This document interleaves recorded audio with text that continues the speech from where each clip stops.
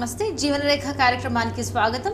దీర్ఘకాలికంగా పీసీఓడి సమస్యతో కానీ ఋతుక్రమ లోపాలతో కానీ ఇబ్బంది పడే వారికి కేరళీయ ఆయుర్వేదంలో ఎలాంటి చికిత్స అందుబాటులో ఉందో వివరించడానికి మంజుష ఆయుర్వేదిక్ హాస్పిటల్ నుంచి డాక్టర్ మంజుష ఈరోజు జీవనరేఖ కార్యక్రమానికి విచ్చేశారు.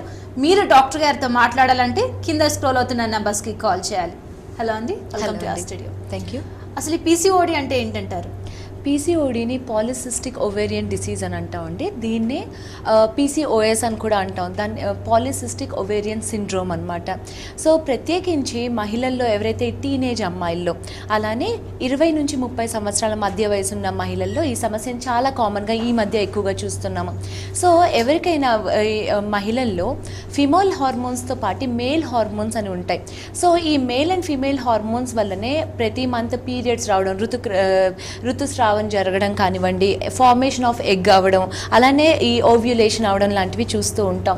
సో ఏదైనా కారణాల వల్ల ఈ హార్మోన్స్లో కనుక ఇంబ్యాలెన్స్ అయినట్లయితే, సో ఈ నార్మల్గా ఉండాల్సిన హార్మోన్స్ హెచ్చు తగ్గులు కనుక లోనైనట్లయితే దానివల్ల వచ్చే ఎండోక్రైన్ సమస్యని పీసీఓడి అని అంటాం.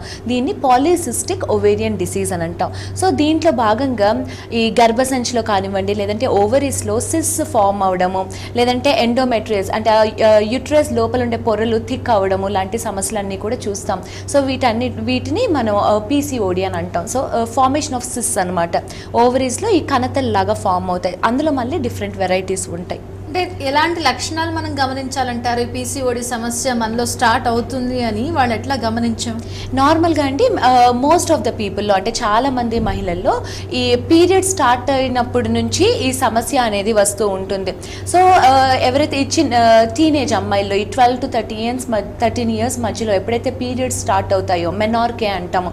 సో అప్పటి నుంచి కూడా పీరియడ్స్లో ఇర్రెగ్యులారిటీస్ చూస్తూ ఉంటాము. అంటే కొంతమందికి హెవీ పీరియడ్స్ అవ్వడం, హెవీగా బ్లీడింగ్ అవ్వడము, ఎక్కువ రోజులు అవ్వడము, 10 రోజులు బ్లీడింగ్ అయిన తర్వాత మళ్ళీ 15 రోజులకే మళ్ళీ పీరియడ్స్ వచ్చేయడం, ఋతుస్రావం ఎక్కువ జరగడం లాంటివి చూస్తాం. అదే కొంతమంది మహిళల్లో స్కాంటీ బ్లీడింగ్ ఉంటుంది. అంటే 4 to 5 days అవ్వాల్సిన బ్లీడింగ్ 1 or 2 days అవ్వడము, లేదంటే జస్ట్ స్పాటింగ్ మాత్రమే ఉండడం, ఋతుస్రావం సరిగ్గా జరగకపోవడం లాంటివి చూస్తూ ఉంటాం. రెండవది formation of male characteristics. So ఎవరిలో అయితే ఈ హార్మోన్స్ ఇంబ్యాలెన్స్ ఉంటుందో, పీసీఓడి సమస్య ఉంటుందో, గొంతు బాగా మగవారిలాగా లోతుగా ఉండడము, లేదంటే ఫేస్ మీద కానివ్వండి, బాడీ మీద హెయిర్ గ్రోత్ ఎక్కువగా ఉండడం. సో చాలామంది చిన్నపిల్లల్ని టీనేజ్ అమ్మాయిల్లో కూడా చూస్తూ ఉంటాం. సో లిప్ మీద హెయిర్ ఎక్కువగా ఉంటుంది, మీసాలు వచ్చినట్టు పిగ్మెంటేషన్ ఉంటుంది. అలానే చెస్ట్ మీద కానివ్వండి, పొట్ట భాగంలో కూడా మగవారిలో ఉన్నట్టు హెయిర్ గ్రోత్ అనేది ఎక్కువగా ఉంటుంది. మూడవది వెయిట్ గెయిన్. సో ఎవరిలో అయితే ఈ హార్మోన్స్ ఇంబ్యాలెన్స్ ఉంటుందో, పీసీఓడి సమస్య ఉంటుందో, బరువు పెరిగిపోవడం చూస్తూ ఉంటాం. అలానే మంచి శరీరాకృతి అనేది ఉండదు. సో ఈ హార్మోన్స్ అసమతౌల్యత వల్ల పొట్ట భాగం దగ్గర నుంచి కింద వరకు లోవర్ బాడీ అంతా చాలా హెవీగా ఉండడం, లావుగా ఉండడం, మంచి శరీరాకృతి లేకపోవడం లాంటివి చూస్తూ ఉంటాం.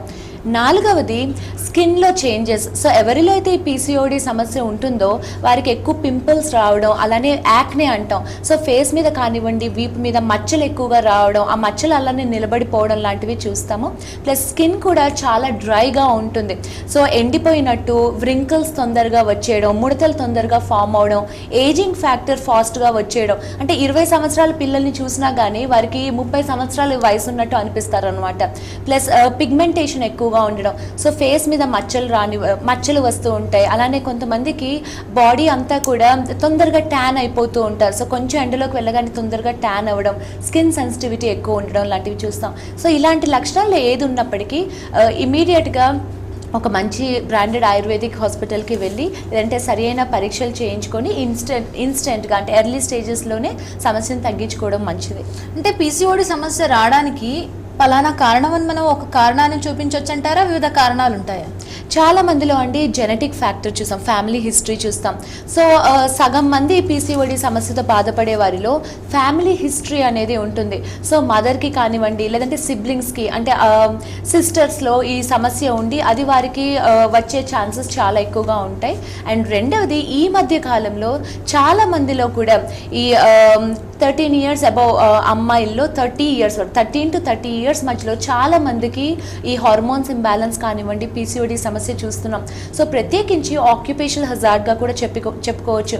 ఎవరికైతే ఎక్కువ సెడెంటరీ లైఫ్ స్టైల్ ఉంటుంది, ఎక్కువసేపు కూర్చొని పనిచేసే అలవాటు ఉండే వారిలో, ఈవెన్ స్టూడెంట్స్లో కూడా ఈ మధ్య ఎక్కువ స్టడీ అవర్స్ పెరిగిపోతున్నాయి, స్ట్రెస్ లెవెల్స్ పెరిగిపోతున్నాయి, సరి అయిన ఫిజికల్ యాక్టివిటీ ఉండట్లేదు.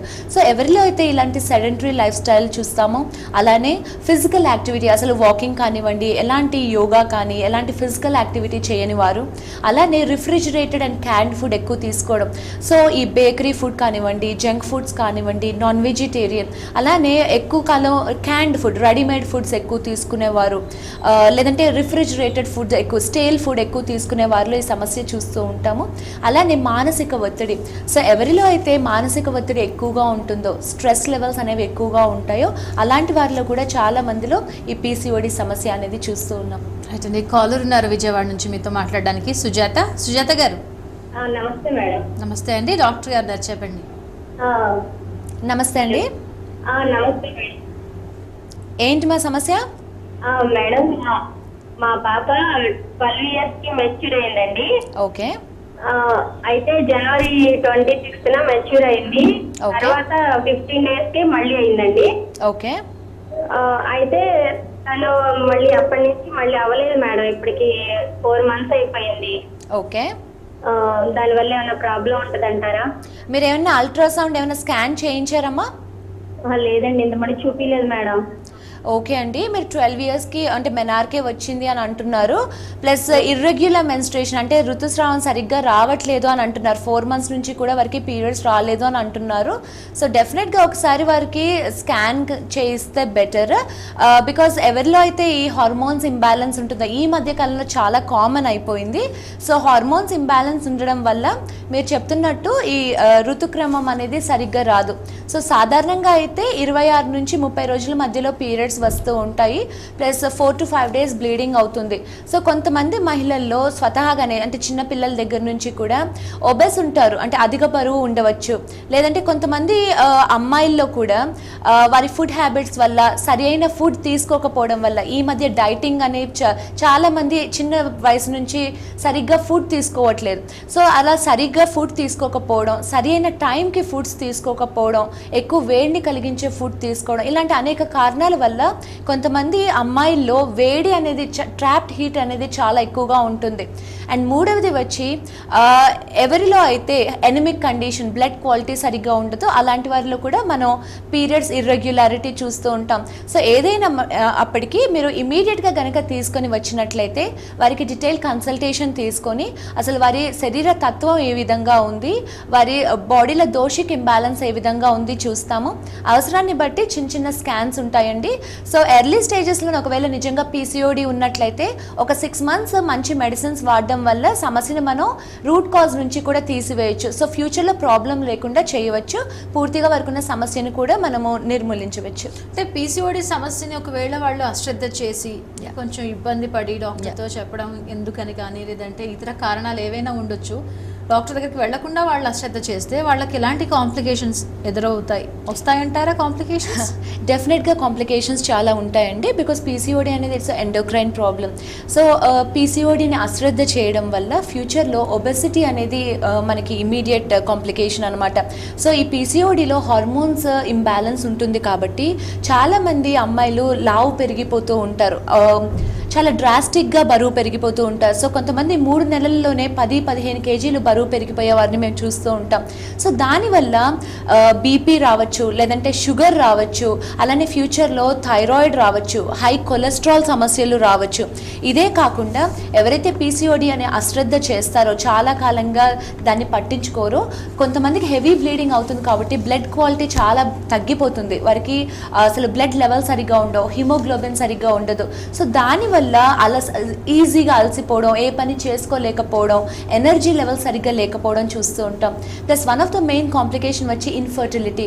సో పీసీఓడీని ఎవరైతే అశ్రద్ధ చేస్తారో వారికి సంతానలేమి, ఇన్ఫర్టిలిటీ వచ్చే ఛాన్సెస్ ఎక్కువగా ఉంటాయి. సో పిల్లలు పుట్టకపోవడం లాంటివి వస్తాయి అన్నమాట లాంగ్ రన్లో. అలాగే ఎవరైతే ఈ పీసీఓడీ సమస్యని అశ్రద్ధ చేస్తారో స్కిన్ అండ్ హెయిర్ ప్రాబ్లమ్స్ వస్తాయి. సో బట్టతల రావడం, ఫిమేల్ ప్యాటర్న్ బాల్నెస్ అంటాం. సో జుట్టు మొత్తం రాలిపోవడం, స్కాల్ప్ ఎక్స్పోజ్ అవ్వడము, బట్టతల వచ్చేయడం లాంటివి చూస్తాం. అలానే స్కిన్ మీద పిగ్మెంటేషన్ ఎక్కువగా చూస్తాం. సో పింపుల్స్ ఎక్కువ రావడం, మచ్చలు ఎక్కువగా రావడం, ముడతలు పడిపోవడం, ఏజింగ్ ఫ్యాక్టర్ అంటే స్కిన్ అంతా కూడా బాగా ముడతలు పడ్డట్టు ఎండిపోయినట్టు ఉండడం, స్కిన్ టెక్స్చర్ కోల్పోవడం, అసలు గ్లో లేకపోవడం లాంటివి చూస్తాము. ఇవే కాకుండా ఇతర కాంప్లికేషన్స్ కూడా ఎక్కువగా ఉంటాయి. రైట్ అండి. కాలర్ ఉన్నారు వైజాగ్ నుంచి, మీనా గారు చెప్పండి. మీనా గారు. హలో, నమస్కారం అండి. నా పేరు మీనా, వైజాగ్ నుంచి మాట్లాడుతున్నాను. ఓకే. మా అమ్మాయి 20 years కి మెచ్యూర్ అయింది. ఓకే అండి. ఫిబ్రవరి 7th అయ్యింది. మే 7th పీరియడ్ అయింది. ఓకే. ఫస్ట్ టైం ఫిబ్రవరి 7th, ఓకే. ఏప్రిల్ 7th అయ్యింది. తర్వాత మంత్లీ రావాలిగా, రావట్లేదు. తర్వాత తనకి థైరాయిడ్ ఉంది. ఓకే. వాడుతుంది థైరాయిడ్ హార్మోన్. ఓకే అండి. డెఫినెట్గా మీరు చెప్తున్నట్టండి, ఎవరికైతే థైరాయిడ్ సమస్య ఉంటుందో అండ్ ఆల్సో చిన్నపిల్లల్లో ఎవరికైతే థైరాయిడ్ వస్తుందండి చాలా స్ట్రాంగ్గా ఉంటుంది. సో వారికి థైరాయిడ్ సమస్య వల్ల కూడా హార్మోన్స్ ఇంబ్యాలెన్స్ అనేది ఉంటుందండి. సో వారు ఆల్రెడీ 100 mg వాడుతున్నారు అని చెప్తున్నారు.